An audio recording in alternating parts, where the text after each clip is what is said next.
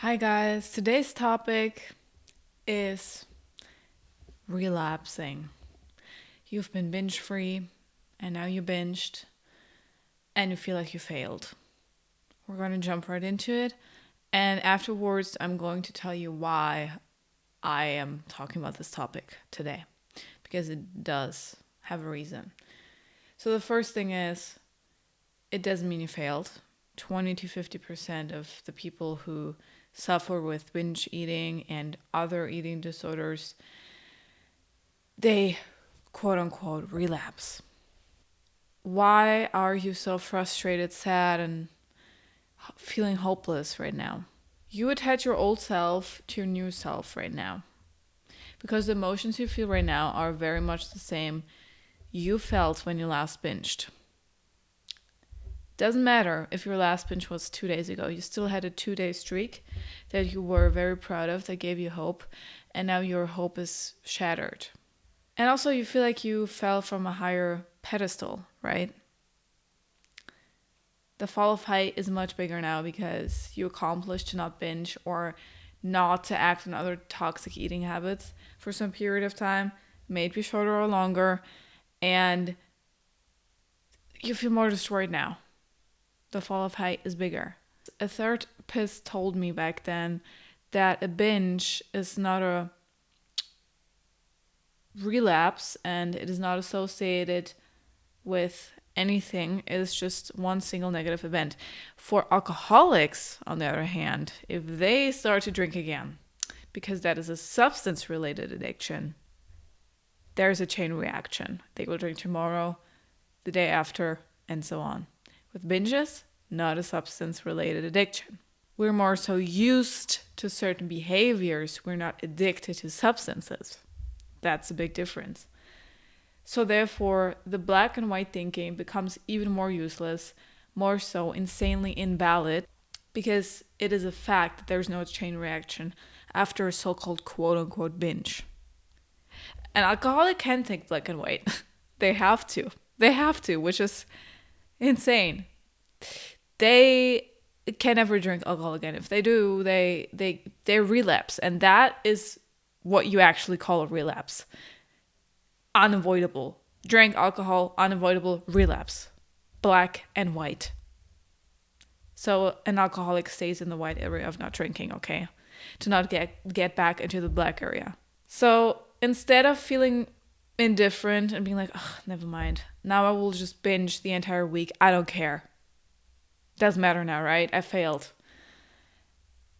Or the other extreme, the other route of being like, oh, now I'm going to restrict. Diet is starting today. Insane calorie deficit whatsoever. You don't need to make up for it. You just need to get back on track. You know why? Because you didn't even see this negative single event as a relapse, quote unquote. Let's say we see this in many different colors and we ask ourselves all these different questions. We don't switch back to the black and white world. We ask ourselves, what was the trigger? Was it maybe physical hunger because I was restricting a lot? Was it emotional hunger? Am I aware of the fact that I've been binging for X amount of years, months? And so therefore my brain likes familiarity, and it's very easy for my brain to go back to old negative coping mechanisms and habits. These are all a lot of different questions with a lot of different colors, a lot of different factors. We don't see it as a dark relapse. We see it as one thing that's influenced by a lot of things, consisting of a lot of different colors. Seriously, ask yourself these questions. It's important to differentiate between physical and emotional hunger there, because maybe you didn't even break your emotional binge-free streak. Maybe you actually didn't binge in 2 days emotionally, and today you binged because you had just physical extreme hunger. And then you have to ask yourself, maybe was I restricting? Was I just at work all day? I didn't prepare any food? Was it maybe like organization that was lacking here, like a lack of planning? So also here, again, it's not black and white. We can differentiate between the binges. A lot of different colors, again, not only black and white. So basically, we're going to feel very miserable when we attach the color black to this one single negative event and call it a relapse, because as I just told you, so much more goes into it, and you're not your old self. You still worked hard on your binge-free streak, and tomorrow is a new day. And this saying is annoying everyone. Imagine if we attached the black and white thinking to all areas of our lives. We're at the gym, we're like, ugh, I'm not as strong as I want to be. I quit. Like, what? That way, we would not get anywhere in life. We would sit in the corner and be thinking only, not doing anything. So you have to be vulnerable again. A part of why you feel like you want to feel different about it, you just binged and you don't care about anything, you don't even want to try, is because you're scared of failing, quote unquote, again. And I'm going to stop you right there and say, it's not failing. You have to be prepared for binges again. You go into recovery with the thought of, I know that I'm going to binge one day again. Probably. Not being like, oh, I will. But there's a possibility. Go into the recovery being vulnerable, knowing that, being like, I'm going to put my all into it, all of my energy, everything. I know that I might feel like I lost, which is not true because a binge is not a mistake. It's not a failure. It's just something that happens. It's part of the process. But you will still feel like you failed at times. That is a feeling of vulnerability. I can only recommend you the book Daring Greatly How the Courage to Be Vulnerable Transforms the Way We Live, Love, Parent, and Lead by Brené Brown. That book really shows you vulnerability is strength. You can't have the love without the hate. You can't have the success without the quote-unquote failure. Know that each time you binge, though, you're doing it on a higher floor. So let's say you start on the bathroom floor in the basement. You binge. Then you're binge-free for like 2 days. You binge. But now you're on the first floor. And you're maybe actually sitting at a table. You're moving to higher plateaus. Your brain still learned while you were binge-free to let go of the binging habit or other emotional hunger, toxic habits. And each day you're binge-free, your brain is slowly starting to take another route. Now you're not turning right with your car to go to work. You're turning left today, starting to establish a new route to get to work. Now, that metaphor is not the best. You can just pull up Google Maps and find a better way to work. With the brain and creating new routes, neuronal pathways, takes a little bit longer. These neuronal pathways are basically the routes that the brain knows. For example, associating coming home and binging. These pathways are like the familiar route to work. You're in the driver's seat though. Imagine you're actually in your brain. And this one neuronal pathway is like a really easy route. Not a lot of cars, not a lot of traffic. But your brain city, is very difficult to drive in. And actually, you just got your driver's license and you don't really want to get into a lot of traffic. So you stick to the old route that you know. Even though you know that there are more efficient ways to get to work, routes with even less traffic. We just have to be vulnerable, put ourselves in this hard situation of, oh my God, I'm a beginner. I just got my driver's license. I don't know if I might get into a crash with all this traffic around. It's really hard to break out of this one route, but I know I can do it. Hi, editing Melody here. I know this metaphor didn't make a lot of sense. I didn't realize it in the moment. Why would a way that's easier make it more hard to get to work? That makes no sense. We just act like it's super hard to find this easy route to work, okay? It doesn't make sense, I know. But I feel like you get the point. I hope so, at least. We will see a lot of the city also if we take another route. We will see beautiful alleys, beautiful forests, parts we've never seen of a city.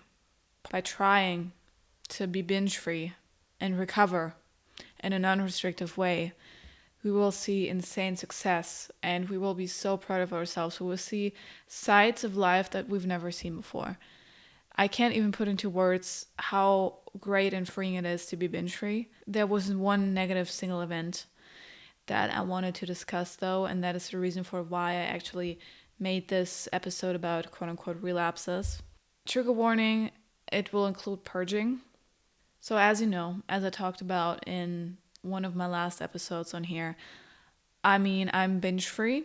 I got over my binge eating disorder. I did slide into a new eating disorder though. Started with me counting calories, getting obsessive with it, being very restrictive. And that led me to binge 2 days ago. I was coming into my friend's apartment and I was seeing all of this candy and I was like, oh my God. I set myself the goal to kind of let go of the calorie counting. So I was like, okay, I'm going to participate in eating this because actually this looks really good. And obviously when you're restricting, candy looks even better to you, I was actually really feeling my insulin levels spiking. I wanted more. I was eating, I was participating in snacking, which is normal. Okay, it is normal. I could have just stopped right there. Then I remembered I live upstairs. Yes, my best friend lives in the apartment under me. That is such a privilege. So after everyone went home, I went home and I remembered, these cinnamon rolls. So I ate them. And the thing is, what led me to this binge really was the restriction that was going on. It was not out of a place of, oh, I'm a quote unquote binge eater again. Okay. That is a habit I let go of. In fact, actually, I also had cookies there. And instead of binging on the whole package of cookies also, like I would have done back then, I still have cookies now. So the package is still there. Afterwards, I threw up a little bit. And that is just a new part of a new eating disorder habit, I guess. I don't want to slide into this purging thing at all. I was just so confused and I felt like my world was destroyed. I was in a black and white state.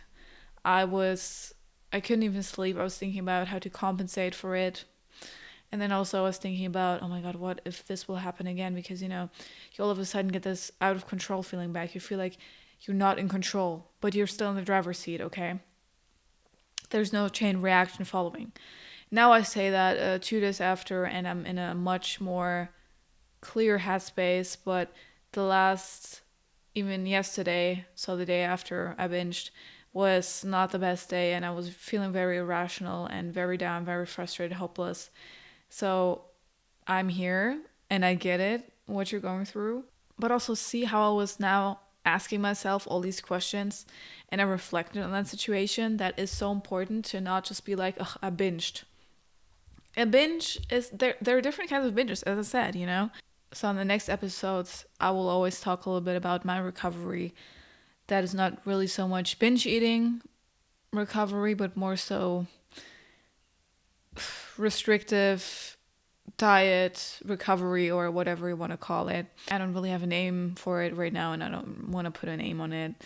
I don't think that will make anything better. Sometimes it's just better to not put a name on it, not identify with it, and move on.